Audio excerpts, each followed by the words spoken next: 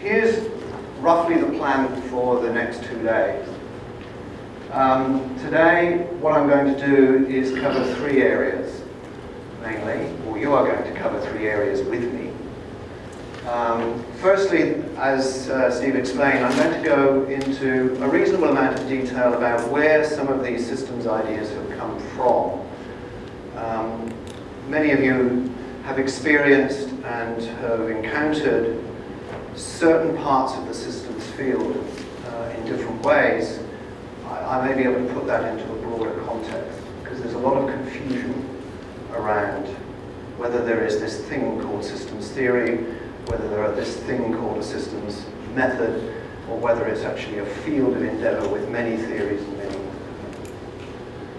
The second thing I want to kind of explore a little is, well, this is all very interesting, but where might it fit into the kind of research that you're doing, and just research in general. And I've got design in brackets there, is that because the way that I'm going to frame this is within a research design framing. And I put it in brackets because that's just, design is an easy way of explaining some of these things. But I use these ideas at every stage of my particular piece of, say, evaluation work, from the design stage through to the data collection stage, through the analysis stage, and through the communication stage. I use these ideas right the way through. But I thought it's generally easier to talk about them as if we were designing a piece of work. And then the other thing, the final thing is that we're going to use those ideas in practice. So you're going to have a go at running through the basic ideas first, and then what we will do tomorrow is a bit of a recap. And then what we're going to do is to take some of the stuff that you have done today, place it into your own work, because today we're going to work on a case study that I've brought here. Do we have the handout on that? Yes, I got that. Yeah, good. I'm looking at some specific methods that are drawn from different parts of the systems field that I think might be particularly appropriate. Today we're not really going to talk about method too much. And again, as I said, practice with your own examples. So I'm going to talk for about, I don't know, I usually say 20 minutes, it's usually about half an hour. And then we'll stop and we'll have some questions and have a bit of a break and get down to actually playing with these things. One of the things I want to do is, given that the focus is on research, here's my understanding of what the key elements of a research design is. And this is a poem by an very English author, quite a well-known author of the Jungle Book, that I think is particularly useful. And in terms of the research design process, which is, what, where, when, who, why, how, all those, very often discussions on research design end up with the when, the how, the where, and the who. I'm going to focus very much on the what and the why. Systems approaches are very valuable for those particular parts of the research design, in my view. What do we mean by systems concepts? Can I just grab? About 3 or 4 years ago, a colleague, an Austrian colleague of mine, and I wrote a book called Systems Concepts in Action, which I'll talk a little bit about later on. But this book, which is based on systems stuff, and I put it through a Wordle. Do people know what Wordles are? They're a way of putting an entire text into a computer program run by the Wordle Incorporation. And they pull out the most frequent words, and there are rather cool ways of demonstrating that. So this is the Wordle of this book. And as you can see, there are just heaps and heaps and heaps of ideas that are contained within this notion of systems. We've got the obvious words about systems and situations and learning and complexity and change and focus, models, all sorts of stuff. So it's a concept with bundle of different ideas, and in many cases is often regarded as a transdiscipline or certainly an interdiscipline, because it draws on so many different places and times. So we've got to kind of find our way through this mess, which incidentally is a systems term, coined by a guy called Russ Acon, a systems mess. So I want to talk a little bit about where the modern systems movement or the modern systems field emerged, and to give you some idea of how you can kind of locate the ideas. Some people argue that the basic principles of systems ideas go back to the Greeks and perhaps the Chinese. And that may be so, but the modern systems movement really started around the just before and during the Second World War, late 30s and early 40s, came to its early fruition during the 1940s, when all of those involved in such a complex endeavor that embraced the entire world: Japan, China, India, Britain, Europe, North America, and South America. Very complex endeavors were actually involved.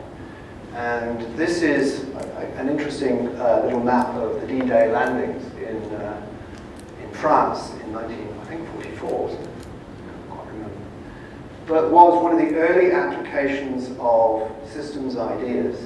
You've got enormous amounts of uncertainty, so many things that could go wrong, all sorts of things you had to focus on, all sorts of issues of very high level and great detail. So the early areas of the systems field were very, very practical. It was solving problems like these. And over the last half to three-quarter of a century, people have taken the basic ideas that were laid down in the 1940s and refined them and refined them and refined them.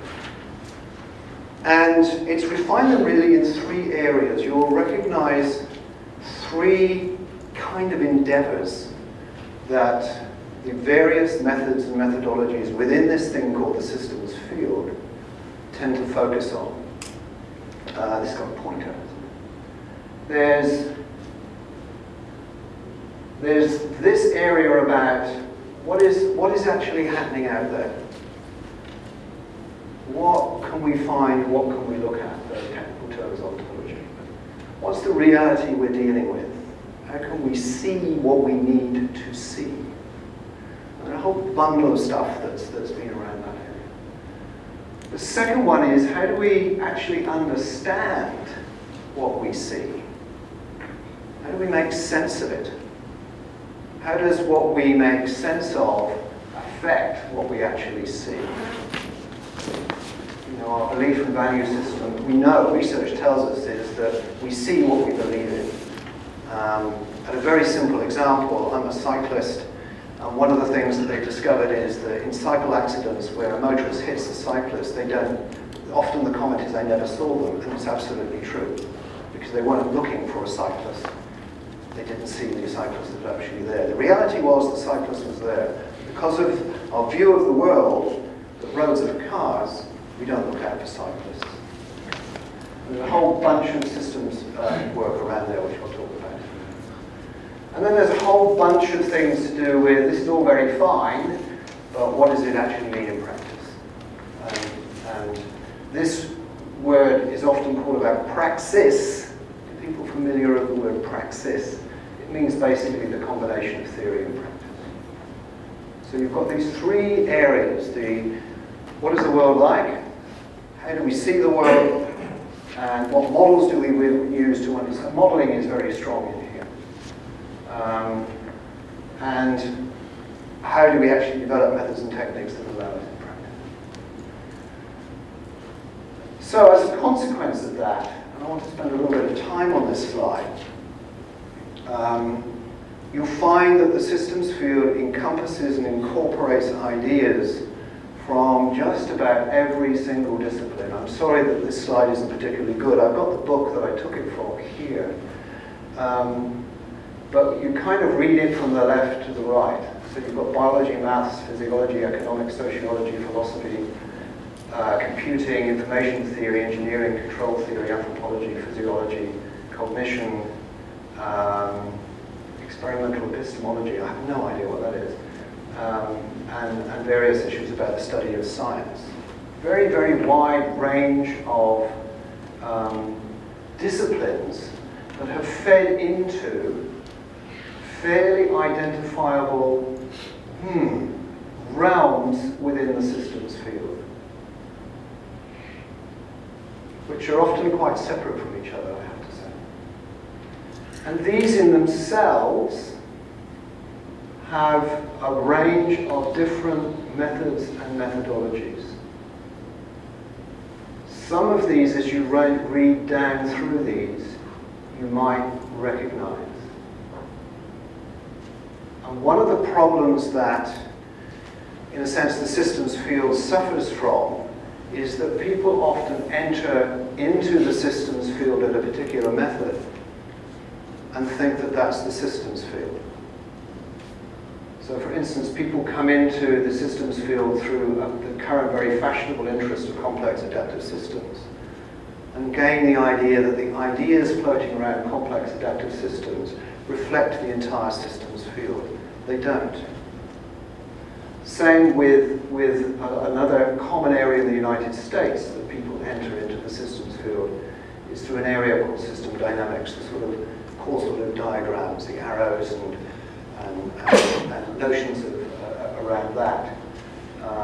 And again, there's a very strong sense in the American literature that this comprises the entire systems field. It doesn't. Another area that is quite well known is the study of feedback, which comes from an area known as cybernetics. And again, the study, people think very often that the systems field is all about how things feed back to each other. And again, that's not the whole story. So that's the why I wanted to focus a little on here, is that some of you, maybe all of you, may be familiar with these. And what I'm trying to do is find ways in which we can kind of encompass and incorporate all of these. I will declare where I came in. I came in around here, roughly. And I had to learn all these other things that were there. So, you know, I didn't enter from here, I entered in from here as much as anyone else, and ran into the same problems as everybody, thinking that I had the only answer. So the one thing I would comment about Stephen's introduction is there is no such thing as systems theory. We keep talking about systems theory, but actually there is no such thing as systems theory. In the same way as there is no such thing as biology theory. There's no such thing as a mathematical theory. They are fields that contain many theories. And the systems field is exactly the same. It's a field that contains many theories. Some of which will be useful to you, some of which will not. And part of what I'm exploring with you is which bits of this field might be useful to you. But it can be very confusing because learning methods and learning all these things is time consuming. You're busy people. Learning your own methods is challenging enough. Trying to learn other methods is asking a lot, especially if the method you choose to learn isn't the one that you actually in the end find useful. I've run into that mistake myself. So when I was, as I said, as Stephen said earlier on, I'm involved in another field called the evaluation field, which may fill you with horror and dread. And one of the things that I was beginning to do was beginning to introduce systems ideas into that field, and ran across the same problem, is that do I have to explain every single method and methodology to evaluators so that they can effectively use systems ideas? And what we did as a result was that we pulled together, I'll use that a bit more. Anyway, yeah, I'll have to rack back on this. I forgot about these certain slides here. If you're interested in methods, there are a number of books that bring a bunch of methods together. This one here is the one that Richard and I wrote that I flashed around a couple of minutes ago. This is written by some colleagues at the Open University that takes some of these and expands them into some considerable detail. So there are these method books out there if you want, and there are some books that will specifically deal with a particular method. So if you're interested in system dynamics, there are books on system dynamics. There's a zillion books on complexity theory and other things like that. Now to skip on to what I wanted to talk about now, which is what we wanted to do was to see if there was a way of using ideas from the systems field in ways that could be applied to your own methods and your own approaches. So in other words, instead of having to learn systems methods and stuff like that, you could understand the basic principles of what a systems approach is and apply them to your own work. And about 10 years ago, a whole bunch of us gathered together in Berkeley, California, guests of Berkeley, California. There were people from a variety of different fields and people from a variety of different parts of the systems field. And they locked us in a room for 3 days with the instructions not to emerge with our smiling faces until we had found some way of finding out what it was that everybody shared. What were the basic concepts that underpinned any systems endeavor? And you know the answer to that because we've told you several times already. What we came up with was these three phenomena, these three concepts, these three principles. First principle was that it concerns interrelationships, how things fit together. We'll talk a bit more about that in a minute. The second area was a real interest in perspectives. And by that I don't mean opinions. I mean generally different ways of understanding what's going on. And the final thing was a real interest in boundaries, what's in and what's out. In fact, over the years, we've refined this slightly into these three particular areas. Developing a deep understanding about how things relate to each other. A deeper understanding of interrelationships. Not just acknowledging perspectives, but really engaging in the meaning and purpose and value of working out how different people see the same interrelationships in different ways. They get different meanings out of it. What I see in this room now will be the same as what you see in this room now, pretty much. But we will take very different things out of that experience. So really engaging with well, what does that actually mean for the work that we do? And the third area is we reflect on the boundaries that we set. And I just want to make a comment now, which is kind of controversial, but I think clarifies the common misunderstanding of what is actually involved in the systems field. A lot of people think that being systemic or taking systems ideas is about looking at everything. Now, as you know in your work, and as the conversations that I've had over the last 2 or 3 days, one of the things you're struggling with is the fact that you can't look at everything. It's just impossible. A systems colleague, a friend of mine, once said that even cosmologists draw boundaries. The point is that at some stage in any particular piece of work, you have to draw a boundary. You have to say this is in and this is out. This is what I'm going to look at, and this is what I'm not looking at. And there are consequences of that. mean, in many scientific journals that you see, the tradition is always to have a section at the end of a paper saying limitations. The limitations are the consequence of the boundaries that you've set around the work. Because if you could have done everything, there wouldn't have been any of those limitations. So there is this real conscious ideas of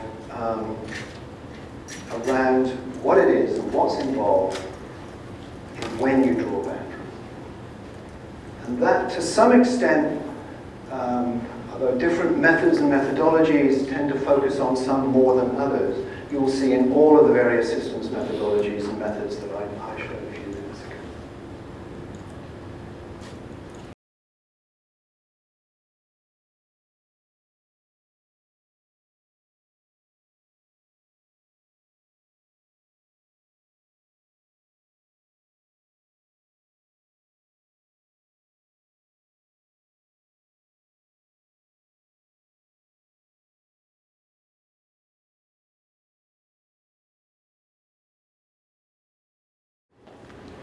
Should we get down to work? So what we're going to do now for the rest of the afternoon is to play around with a particular piece of research, potential research, actually it's real research, and just play around with some of the ideas. Just use it as a toy so that you can begin to exercise in a fairly loose way. This is not about precision here. Can you hand a sort of in that? But what I want us to do first, probably, is to kind of get into groups of about 4 or 5 groups of about 4 or 5. Just move around the room. The chairs are on wheels, but if we can get into groups first, then I'll explain what I'd like you guys to do. We ready to go?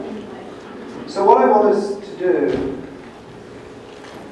is I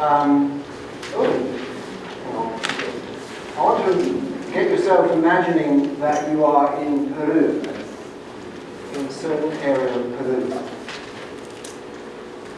And what we're going to do is I'm going to give you a bit of a scenario which is real.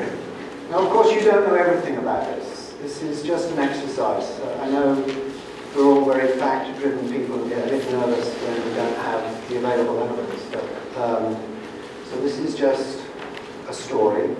It's a true story with, unlike all true stories, there's a bit of fiction in it. And it is actually a story that will be familiar to some of you because it deals, I know, from my conversations with you, with issues that you're very familiar with. It's about rice, it's about people, it's about malaria, and it's about water allocation. And you've got a hard version of it, but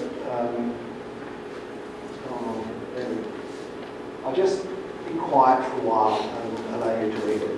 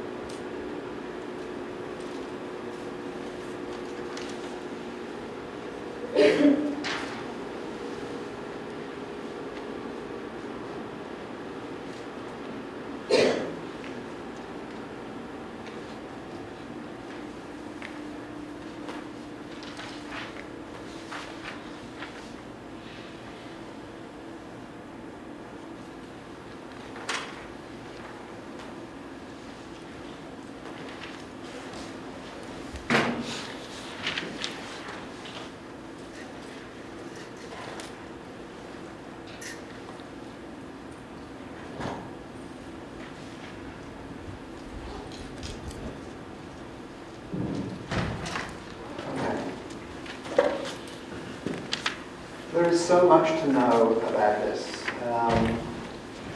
but what you have, trust me, you have all the information you need to do the exercises that are going to follow in the next hour or so, even though it's a relatively simple example. And the task is that you've been asked to design some research about using these ideas drawn from the systems field. So ideas drawn from the systems field. And what we're going to do is go through the interrelationships, perspectives, and boundary aspects of this particular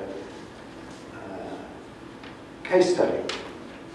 As I said, you have all the information, especially with the kind of background information you have. Trust me, you have all the information that you need to explore at the level of depth that we need for today.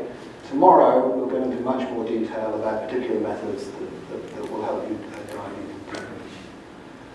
So the first task I want you to do is to discuss amongst yourselves what you think are likely to be the key interrelationships in this particular situation. So you're designing a piece of research, so you've got to kind of work out what might be going on or what might go on, so that you can actually design the research that will enable you to observe those things.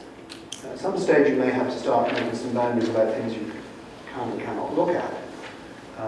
But the first thing that you have is design some notion about what might be the key interrelationships in this situation.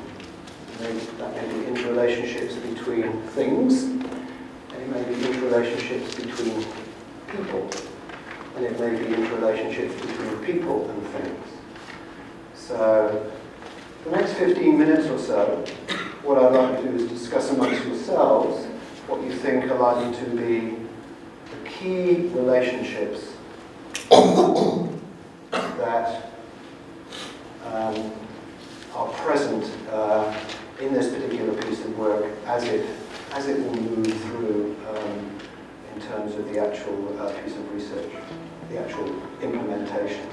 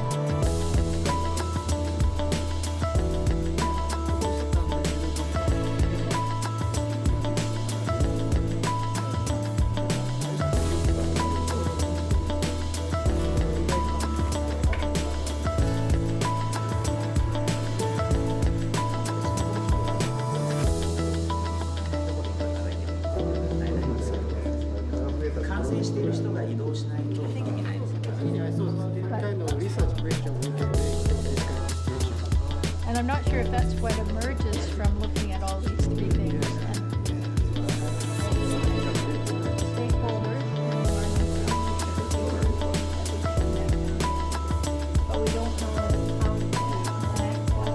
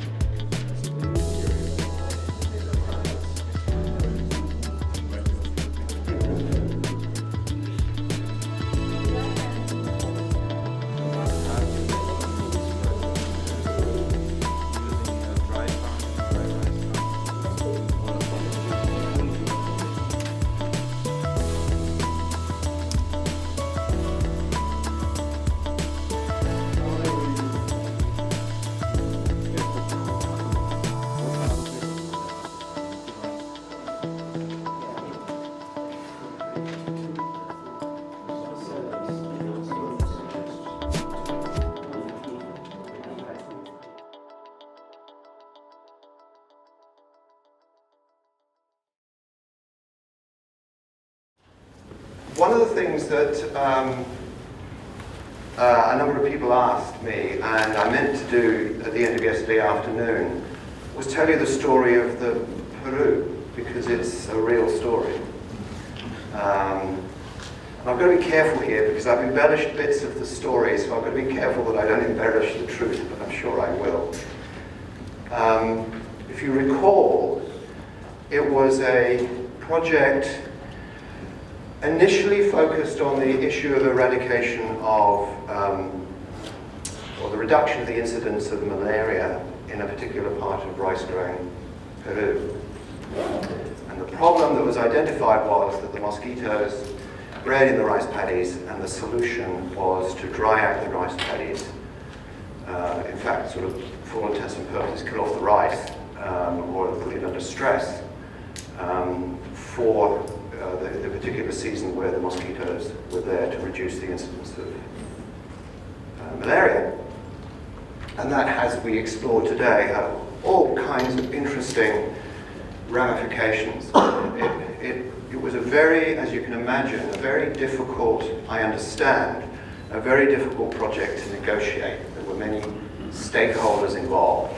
There were the cooperatives, there were the individual farmers, there were the villagers, there was the local government, there was the regional government, there was the national government, there were all sorts of other stakeholders. It's a very complicated thing to do.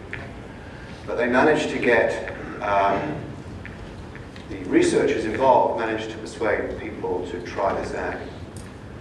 And the results were really rather surprising, because yes, the incidence of malaria went down, as expected, but the farmers' net incomes did not drop. Farmers' net incomes actually increased.